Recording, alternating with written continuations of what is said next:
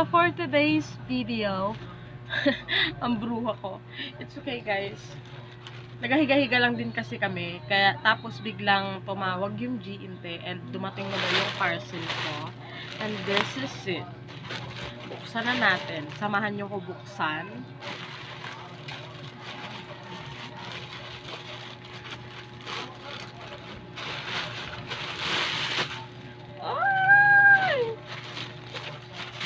God.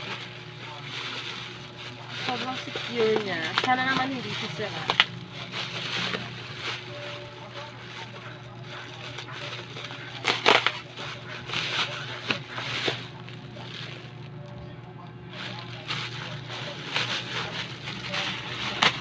Ay, ito na siya guys.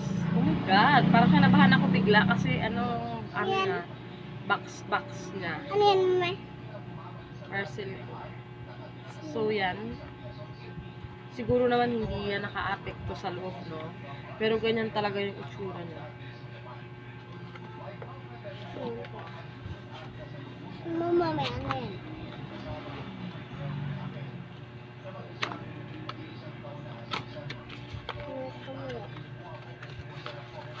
Charan! Ito siya, guys. Oh my God, ang cute niya. Mahilig kasi tayo magtimpla-timpla ng mga kung ano-ano na tapos lalagyan natin ng yellow. Kaya, nag-order ako nito para meron na tayong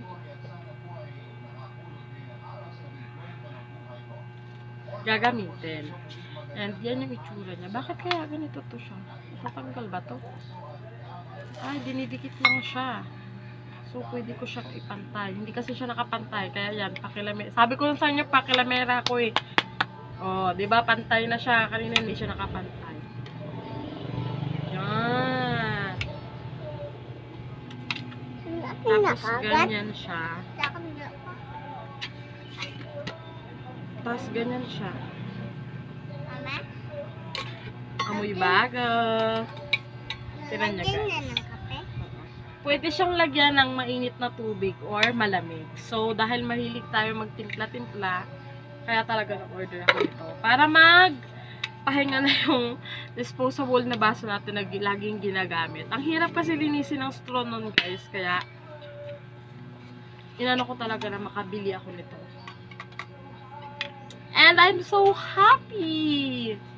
Ay, sa mga magtatanong pala kung magkano yung bili ko nito, nabili ko to siya ng 124 pesos. Pero I think sale lang siya nung nag-order ako. Dahil mahilig naman ako mag-order kapag sale. So yun guys, sa mga gusto ring bumili, bili na lang kayo sa TikTok. So yun, bye!